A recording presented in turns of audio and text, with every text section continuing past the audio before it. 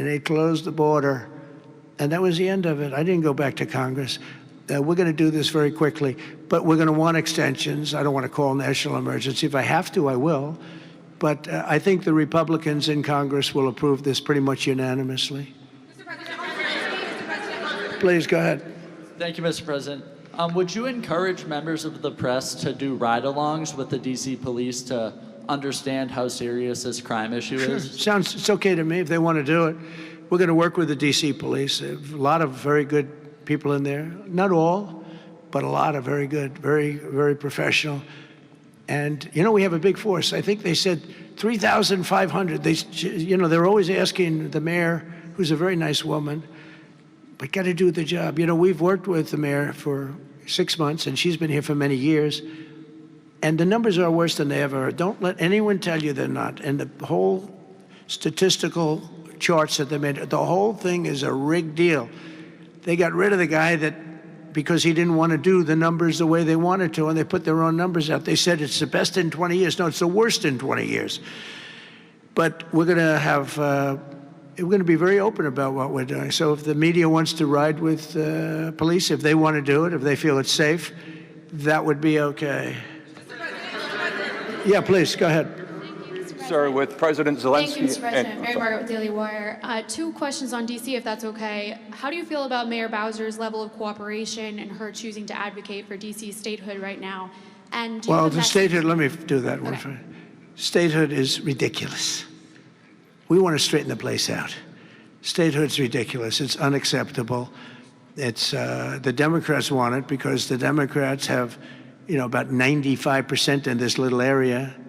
Even I didn't get it very much. They want that. They want to pick up 2 senators, and it's not going to happen. It's not going to happen. And that's the least of the reasons why, by the way, but that's one of the reasons why. What we want to do is make Washington, D.C., the greatest, most beautiful, safest capital anywhere in the world, and that's going to happen. I mentioned the word bones before. The bones here, the bones, we have the greatest bones. When you look at that Supreme Court building, I think it's one of the most beautiful buildings. When you look at some of the buildings here, it's so magnificent, and everything's good, but it's just dirty and not properly maintained. It's not taken care of. Potholes in the roads. All of it's going to happen very quickly. We're going to seek a relatively small amount of money for fix-up, and we're going to put it out to bid. We have great contractors here, great road builders, everything, and we're not ripping roads apart so they're closed for 4 years as they redo the concrete bases, and you don't need that. We need a beautiful topping by a very talented asphalt-type person, somebody that does the job. We go out, when I get contractors, I use great contractors. To me, a great contractor is very special, like a great surgeon, like a great teacher, like a great nurse.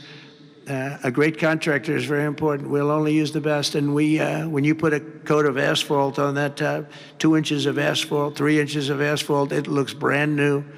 You take all the garbage off. They reseed it, as we call it, or different names, but they take the bad stuff off and they put the good stuff down. It takes not a long period of time. A matter of a few days, you'll have a beautiful, magnificent road. You fix up the curbs.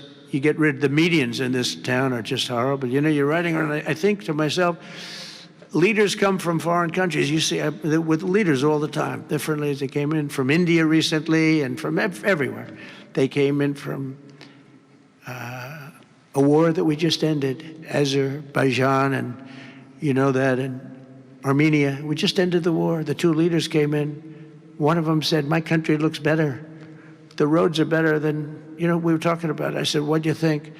He said, well, the roads are better in Armenia than they are in Washington, D.C. It's embarrassing. And I was asked at the last press conference, they said to me, how important is it? You're doing world peace. We're going on Friday to Alaska, meeting with President Putin, Russia. How important it is that the capital is important? I said, very, very important. I told my father, said to me, when you see a restaurant and you want to go and you want to have dinner, and then you go up to the front door and it's dirty, turn around and go back because the kitchen's dirty. It's the same thing with the capital of the United States of America. If it's dirty and unsafe, it sets a bad tone for the rest of the world. So We're not going to do that. We're going to have this Capitol fixed up, safe, clean, and beautiful in a very short period of time. Go ahead, please. In the back? Yeah, please. Yes, Mr. President, how were your calls this morning with European leaders, and was it your call not to invite President Zelensky to your meeting with Putin? No, just the opposite. No. We had a very good call. He was on the call. President Zelensky was on the call. I would rate it a 10, very, very friendly. I know the leaders because I was at NATO, as you know. I took it from 2% to 5%, 2% that wasn't paid, 5% that is paid, which is trillions of dollars in defense capability.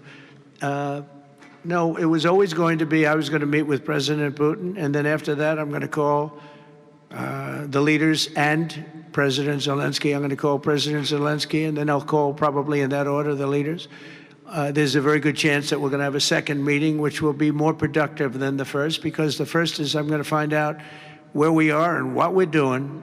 Again, this is Biden's war. This isn't my war. He got us into this thing, and it should have never happened. This war would have never happened if I were president. But it is what it is, and I'm here to fix it, and I'm here to stop 6,000, 7,000 people last week. 7,213 people last week were killed, mostly soldiers. But missiles being lobbed into towns don't exactly help either, but mostly soldiers.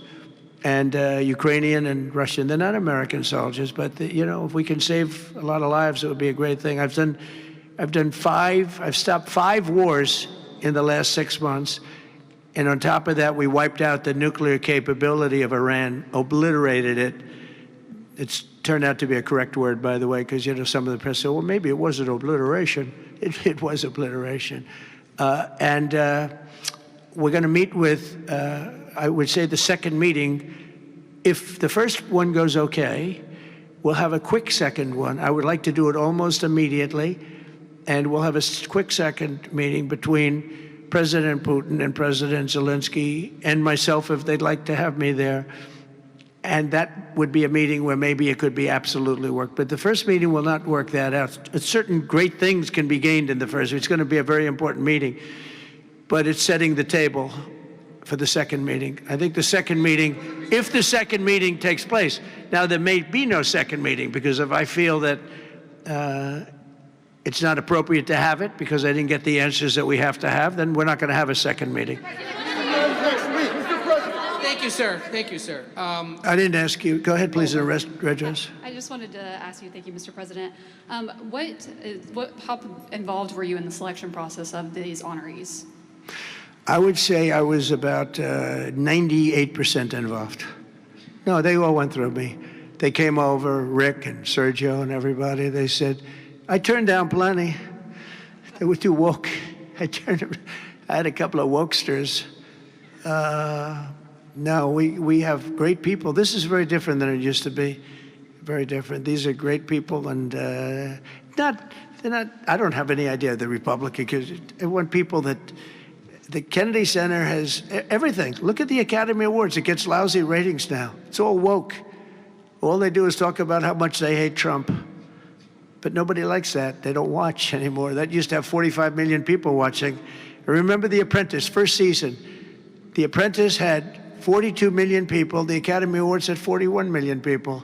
We were the second show to the Super Bowl.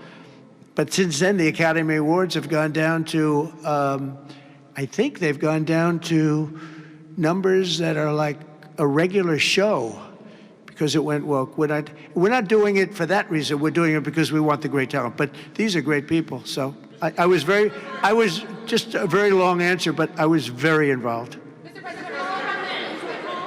Thank you, Mr. President. The Biden administration was auctioning off border wall materials, but we're hearing now that the auctioneer is selling those materials back. Are you finishing building the wall? Well, I built hundreds of miles of wall, and I was getting very close. I actually finished the wall, but then I added another 200 miles, because when you do the original wall that I said I was going to build, which I got built, and I got it to the specifications of the Border Patrol and ICE, they wanted steel, they wanted concrete inside, they wanted rebar inside that, they wanted it to have wires. The walls are wired for, all of the internet stuff and security things. And we built it hundreds of miles. We did great. That's one of the reasons, even now, we're able to have such good numbers at zero, or essentially very little people coming in. But Biden, I ordered for another 200 miles. I was going to do another 200 because it's the way it is.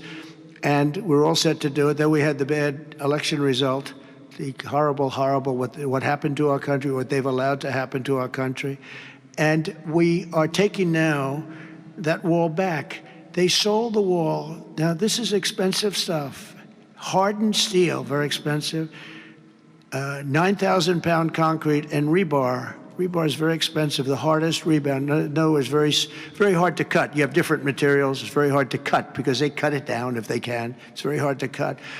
And Biden sold it for pennies on the dollar, 3 cents on the dollar, 4 cents on the dollar. He sold it.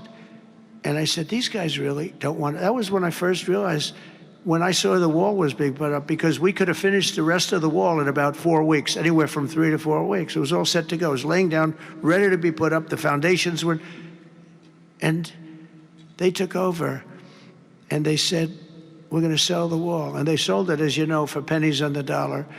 Well, Pam Bondi's been working very hard on suing that company, and I think they reached a settlement where we're taking the wall back. But they stole the wall from us. That wall is so expensive to build, and we had it, as you know, hundreds of miles of it, and they came along and they basically sold it for scrap. And what a shame that is. But that was when I first realized that these people actually want to have open borders. And no country has poor countries don't have open borders. No, we had open borders where people just walked in. It didn't matter what they looked like, who they were.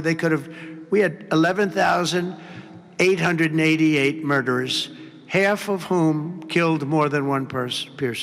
Literally killed more than one person. And this is who we took into our country.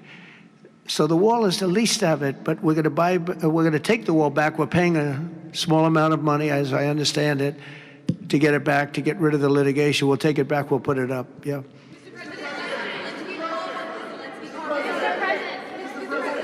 Go ahead in the back, please. Stay right there. I want to take it back to the Kennedy Center, if I can, just for a second, Mr. President. Sure. From what I understand, the Les Mis show exceeded everyone's expectations. Attendance, revenue, across the board. That's great. Do you anticipate future shows to basically do the same? I like that guy. Now, that's called a question, okay? And he's a great reporter, actually. Thank you very much. I appreciate it. Yeah, it did great. Les Mis did great, broke records, and was sold out and beautiful. And we anticipate a lot of that happening. There's a thirst for it. And especially when the crime is knocked out. You know, when we knock out crime, some people probably stay away from places like restaurants and other things. It ruins your whole fabric. It ruins your country. And when somebody thinks they have about a 25% chance of getting mugged, they say, let's not go to restaurants tonight. We're going to make it so that they have no chance of getting mugged. And it's going to happen soon. And yeah, we think we're going to have a lot of very successful evenings here. Please. Mr. President, will Russia face any consequences if Vladimir Putin does not agree to stop the war after your meeting on Friday? Yes, they will. Yeah. What will the consequences there will be be? consequences. Sanctions, tariffs? There will be, I don't have to say, there will be very severe consequences, yes. Yeah, please. Can I ask you a question about the Fed? Right next to you, please, yeah. About the Federal Reserve. Oh, Federal Reserve, my favorite. Posted Too yesterday late. that you're He's too late. You're considering suing Jay Powell. Can you update us on your thinking about that and tell us where you are in your search for a new chair? Well, he took a building that could have been painted and fixed, like we're going to fix this building for very little money. And that was in better shape.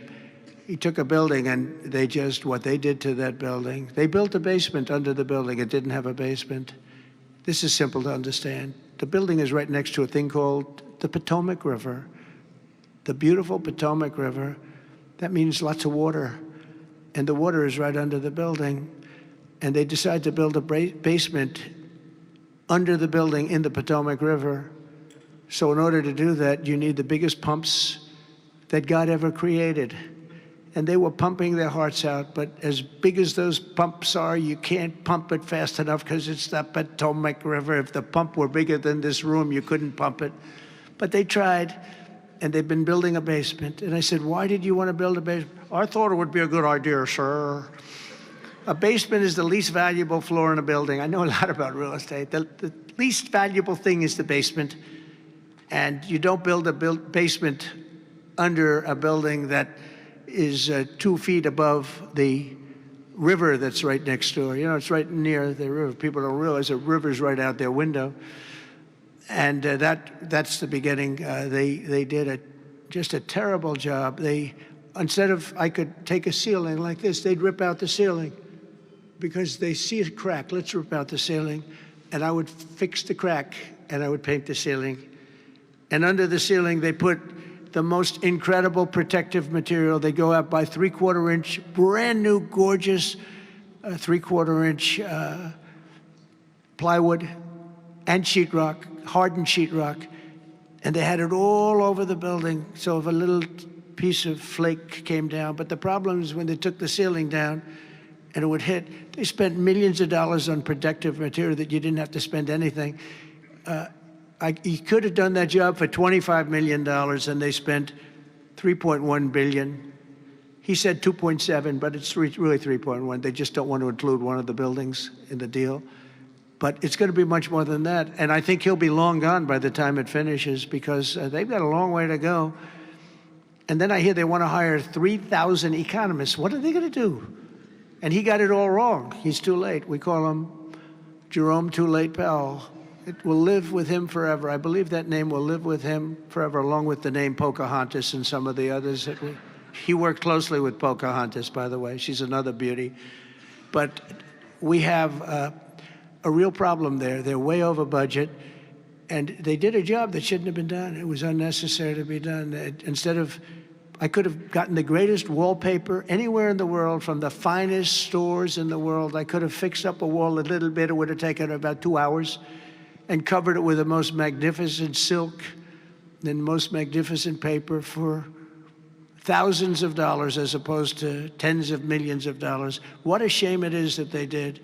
But they would take down areas of the building that shouldn't have been taken down. They could have literally been painted, and they didn't do that. So they've got a long way to go. And I think it's just grossly incompetent, but not quite as incompetent as his decision not to do interest rates, take down interest rates, because just like they shouldn't have taken down a ceiling, they should take down interest rates. Every point costs us $360 billion a year. Think of that, $360 billion for 1 point. And we should be down at 1% because we're the leader of the world. We were always the lowest interest rate until like a certain time ago, decade, couple. But we were always, because we were the United States of America. So even if the country was run badly, we were considered like to be super prime. And now he's got us in a bad place. So we're paying $360 billion a year for each point. Now, I believe we should be 3 or 4 points lower. So that's over $1 trillion we pay every year in interest. And it's really just a paper calculation. You sign a document and you save almost $1 trillion because that number equates very much to the bonds that we have to buy. But despite that, we're powering through it, and we have the greatest economy maybe we've ever had. But the housing sector, people aren't able to get good mortgages. They're paying too much because of Jerome Too Late Powell. He's truly incompetent, and we'll be making another. We put a very good man in temporarily in the one spot because one of the people that was appointed by the Democrats left early. And I heard left because that person wanted lower interest rates. And I heard quit, but I have no idea. I'm sure she won't say that. I'll be naming a new chairman sometime within the next, I think I'll name it a little bit early, the new chairman. I'm down to 3 or 4 names, all good, all great. The problem is you name them and then they turn out to be not good. That's happened to me a couple of times. You name somebody, they tell you everything you want to hear, and then they go in and they turn out to be not good. I mean, he told me everything that I thought was appropriate. He turned out to be a stiff, real stiff. But other than that, I think he's doing a very good job, yes. Okay, maybe one or two more. One or two more. Yes, sir, please. Go ahead. Mr. Looks like President, Scott Bessent. Are you the Treasury Secretary? You don't want me for Treasury. I don't know. You look like you could do a good job. Go ahead. I keep my family budget okay. Sir, when you meet with Vladimir Putin Friday in Alaska, Yeah. do you believe you can convince him to stop targeting civilians in Ukraine? Well, I'll tell you what, I've had that conversation with him. I've had a lot of good conversations with him. Then I go home and I see that a rocket hit a nursing home or a rocket hit an apartment building and people are laying dead in the street. So I guess the answer to that is no, because I've had this conversation. I want to end the war. It's Biden's war, but I want to end it. I'll be very proud to end this war along with the 5 other wars I ended. But I guess the answer to that is probably no, because I would have had a good conversation with Vladimir.